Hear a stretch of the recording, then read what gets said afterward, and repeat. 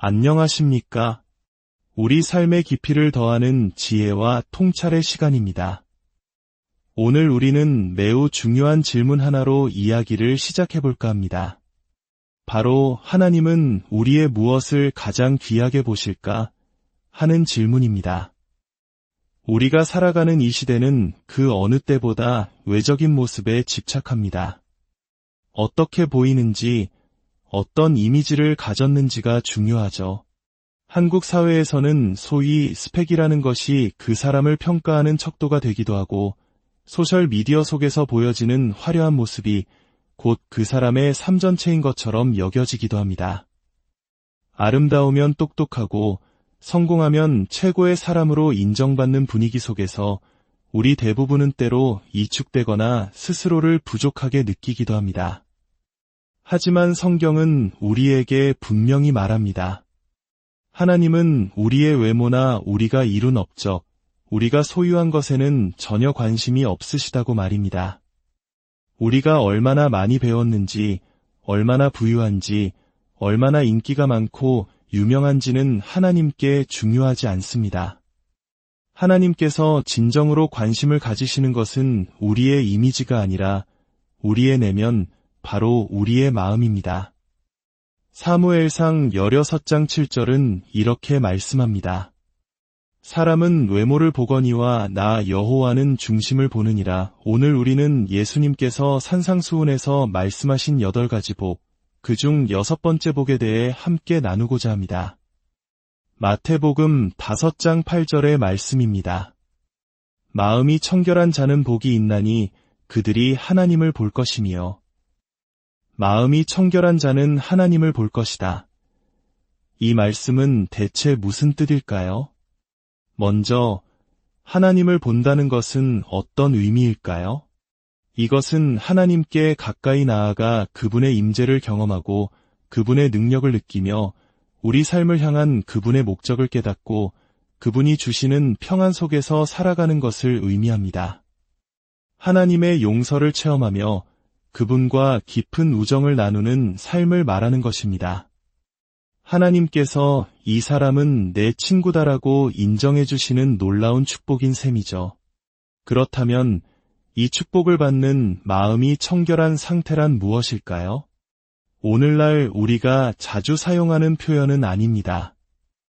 이 마음의 청결함을 현대적인 단어로 표현하자면 온전함이라고 할 수 있습니다. 성경에서는 온전함이라는 단어를 매우 중요하게 다룹니다. 자, 그럼 이 온전함이란 구체적으로 무엇을 의미할까요? 많은 분들이 오해하시는 부분이 있습니다. 온전함이란 죄가 없는 상태나 완벽한 상태를 의미하지 않습니다. 만약 온전해지기 위해 단 하나의 실수도 없어야 한다면 이 세상에 온전한 사람은 아무도 없을 것입니다. 우리 모두는 실수를 하고 때로는 넘어지기 때문입니다. 여기서 우리가 꼭 기억해야 할 중요한 사실이 있습니다. 하나님은 우리가 저지르는 죄 자체보다 우리 마음의 방향에 더 큰 관심을 가지신다는 것입니다. 우리의 행동보다 우리의 태도를, 우리가 무엇을 하느냐보다 그것을 하느냐를 더 중요하게 보십니다. 성경에는 올바른 일을 했지만 그 동기가 불순하여 하나님께 인정받지 못한 사람들의 이야기가 많이 나옵니다. 반면에 때로는 실수하고 죄를 짓기도 했지만 하나님께서 그의 마음이 내 마음에 합하다고 인정해 주신 인물들도 있습니다. 대표적인 인물이 바로 다윗 왕입니다. 하나님께서는 다윗을 가리켜 내 마음에 맞는 사람이라고 말씀하셨습니다. 하지만 그의 삶을 들여다보면 그는 간음을 저질렀고 그 죄를 덮기 위해 충성스러운 부하를 죽음으로 내몰기까지 했습니다. 완벽과는 거리가 먼 사람이었죠. 그럼에도 불구하고 하나님은 그의 실수가 아닌 그 마음의 중심, 하나님을 향한 그의 마음의 방향을 보셨던 것입니다. 하나님께서는 저와 여러분 모두가 바로 그런 마음, 하나님을 향한 마음을 갖기를 원하십니다. 온전한 사람이 되기를 바라십니다. 그렇다면 이 온전함을 구성하는 핵심적인 세 가지 요소는 무엇일까요? 첫째, 온전함은 통합성을 의미합니다. 우리의 삶이 여러 조각으로 나뉘어 있지 않고 하나로 통합되어 있다는 뜻입니다. 많은 사람들이 자신의 삶을 마치 피자 조각처럼 나누어 생각합니다. 이 조각은 직장생활, 저 조각은 신앙생활, 또 다른 조각은 가정생활, 그리고 여기는 아무도 모르는 나만의 비밀스러운 삶, 이런 식으로 말이죠. 하지만 이런 삶은 온전함과는 거리가 멉니다. 온전함이란 삶의 어느 영역에서 누구를 만나든 내가 동일한 사람이라는 것을 의미합니다. 직장에서의 나와 교회에서의 나, 가족 앞에서의 나와 친구들 앞에서의 내가 다르지 않은 것입니다. 가면을 쓰거나 거짓된 모습을 보일 필요가 없는 상태, 그것이 바로 온전함의 첫 번째 의미입니다. 둘째, 온전함은 진정성을 의미합니다. 가짜나 거짓이 아닌 진짜라는 뜻입니다. 다른 사람인 척하거나 내가 아닌 다른 누군가가 되려고 애쓰지 않는 것입니다. 보이는 모습 그대로가 나의 진짜 모습인 상태입니다. 수천 년 전 고대 그리스 연극에서는 한 명의 배우가 여러 개의 가면을 바꿨으며 다양한 역할을 연기했습니다. 이 배우를 히포크리테스라고 불렀는데 여기서 위선자라는 단어가 유래했습니다. 위선이란 무엇입니까? 만나는 사람마다 다른 가면을 쓰고 이 그룹에서는 이런 말을 하고 저 그룹에서는 저런 말을 하는 것입니다. 이는 진정성이 없는 상태이며 온전함의 정반대입니다. 셋째, 온전함은 순수한 동기를 의미합니다. 올바른 일을 올바른 이유로 행하는 것입니다. 다른 사람에게 잘 보이기 위해 기도하는 것이 아니라 진심으로 하나님과 대화하고 싶어서 기도하는 것처럼 말입니다. 결국 온전함이란 아무도 보지 않을 때의 나의 모습입니다. 어둠 속에서 다른 사람은 아무도 모를 것이라고 생각하는 상황에서 내가 어떤 생각과 행동을 하느냐가 바로 나의 진짜 모습이자 온전함의 척도입니다. 사람들은 평판과 이미지에 신경 쓰지만 하나님은 우리의 중심, 우리의 인격을 보십니다. 잠언 3장 32절은 이렇게 경고합니다.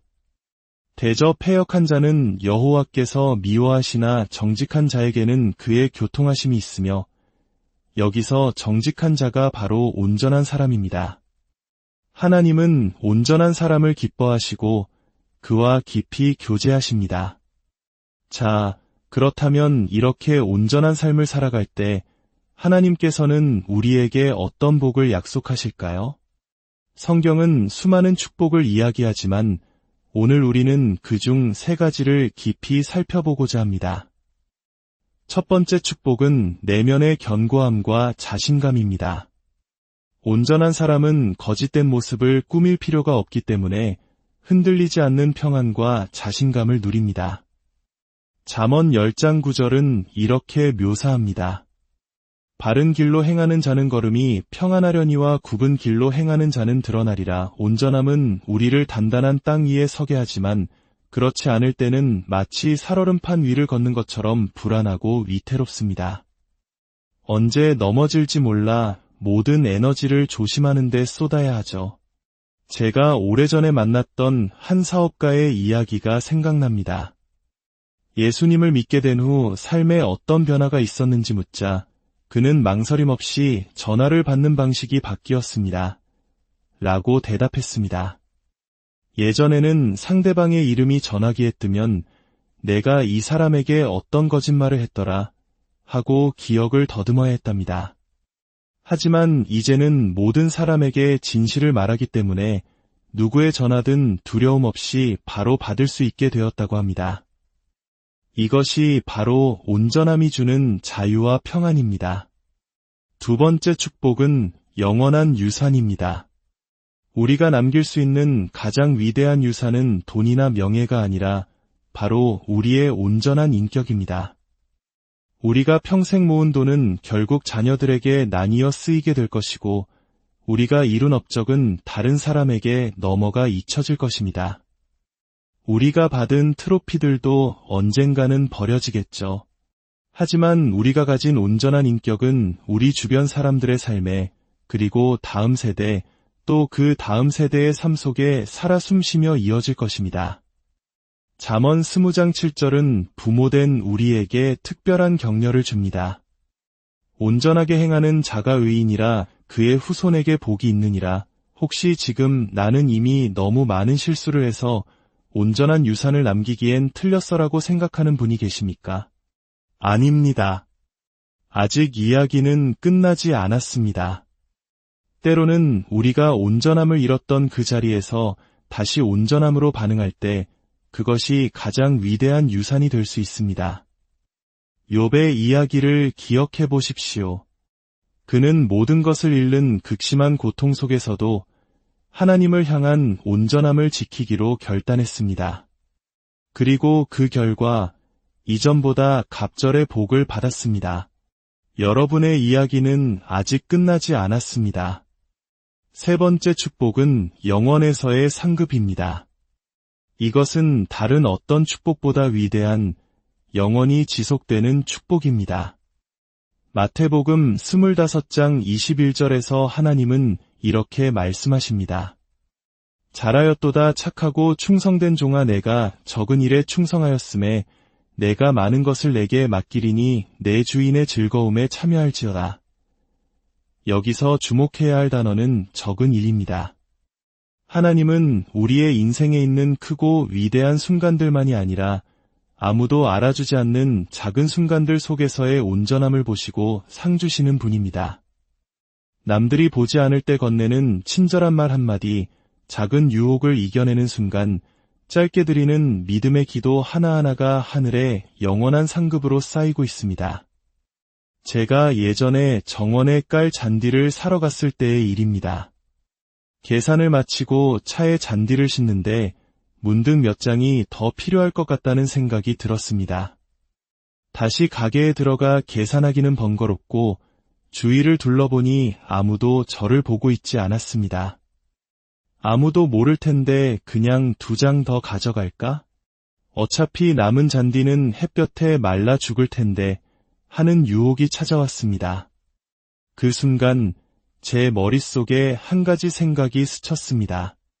나는 지금 무엇과 무엇 사이에서 갈등하고 있는가? 하나님이냐 아니면 흙덩이냐? 저는 그 자리에서 웃음이 터져나왔습니다. 고작 흙 몇 덩이 때문에 하나님 앞에서의 나의 온전함을 포기할 뻔했던 것입니다. 이 세상의 모든 것은 사실 그 흙덩이와 같습니다. 영원한 가치를 지닌 온전함에 비하면 말입니다. 그렇다면 우리가 이 온전한 삶을 살아가기 위해 오늘 당장 실천할 수 있는 것들은 무엇이 있을까요? 시편 15편은 온전하게 행하는 사람의 8가지 특징을 보여줍니다.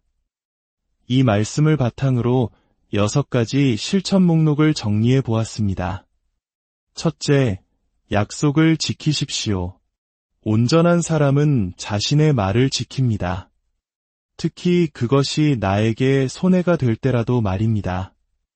자녀에게, 배우자에게, 그리고 하나님께 했던 약속 중 지키지 않은 것이 있다면 그것을 지키는 것에서부터 온전함은 시작됩니다.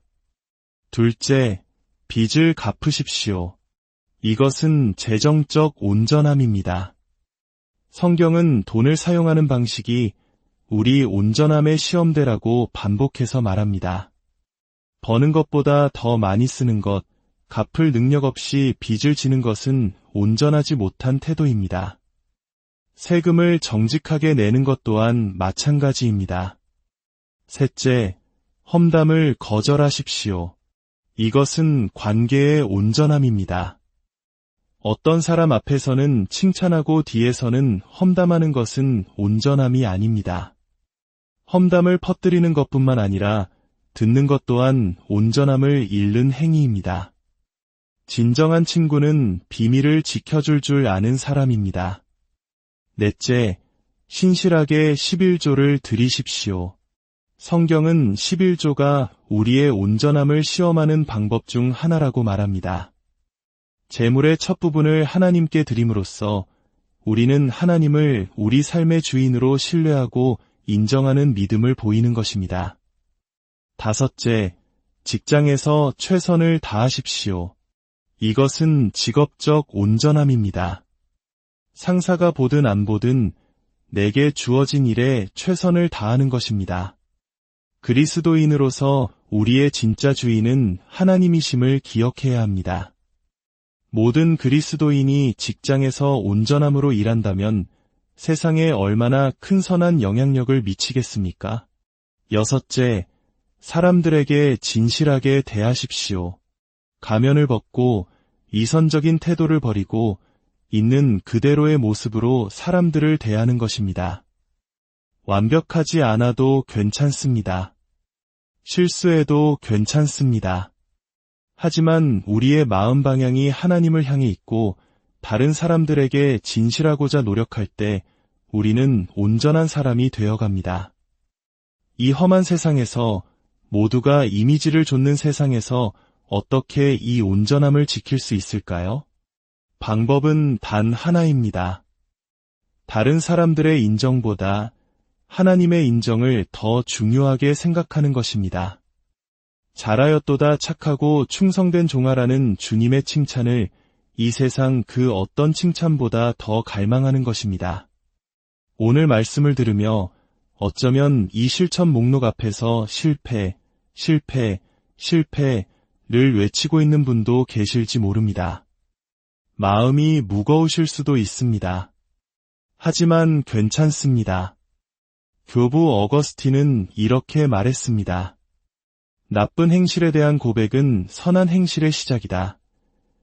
온전한 사람이 되기 위한 첫걸음은 내가 온전하지 못했음을 정직하게 인정하는 것입니다. 이제 잠시 함께 기도하는 시간을 갖겠습니다. 마음으로 저를 따라 기도해 주십시오. 사랑하는 예수님, 온전함의 완전한 모범이 되시는 주님께 감사드립니다. 주님께서는 죄가 없으시기에 저의 모든 죄를 대신하여 십자가에서 값을 치르실 수 있었습니다. 저를 위해 죽으심에 감사드립니다. 하나님, 저는 주님의 완전한 기준에 도저히 미칠 수 없는 연약한 존재입니다. 그래서 주님의 은혜가, 주님의 용서가, 주님의 구원이 필요합니다. 이제 제 삶에 부족했던 부분들을 주님 앞에 고백합니다. 약속을 지키지 못했음을 고백합니다. 용서하여 주시고 이제는 제 말에 책임을 지는 사람이 되게 하옵소서. 재정을 지혜롭게 사용하지 못하고 빚을 졌음을 고백합니다. 저를 도와주셔서 재정의 온전함을 회복하게 하옵소서. 험담하고 다른 이의 비밀을 가볍게 여겼음을 고백합니다. 제 입술을 지켜주시고 사랑의 말을 하는 사람이 되게 하옵소서. 주님의 것을 주님께 드리지 못하고 제 삶의 주인이 저였음을 고백합니다. 이제는 주님을 제 삶의 첫 자리에 모시겠습니다. 직장에서 최선을 다하지 못했음을 고백합니다. 주님을 위해 일하는 마음으로 성실하게 하옵소서. 사람들 앞에서 가면을 쓰고 진실하지 못했음을 고백합니다. 주님, 이제는 위선적인 삶을 버리고 주님 안에서 참된 자유를 누리며 살기 원합니다. 제 마음의 방향이 온전히 주님을 향하기를 소망합니다. 때로 넘어지고 실수할지라도 제 마음의 중심은 늘 주님을 사랑하고 주님을 기쁘시게 하는 것이 되게 하옵소서. 아직 예수님을 삶의 구주로 영접하지 않으신 분이 계시다면 지금 이 시간 마음으로 이렇게 기도해 주십시오. 예수님, 저는 죄인입니다. 제 모든 죄를 위해 십자가에서 죽으시고 부활하심을 믿습니다. 이제 제 마음의 문을 열고 예수님을 제 삶의 주인으로 구원자로 모셔드립니다. 제 남은 생을 인도하여 주옵소서. 우리의 연약함에도 불구하고 우리를 사랑하시고 우리의 마음 중심을 보시는 주 예수 그리스도의 이름으로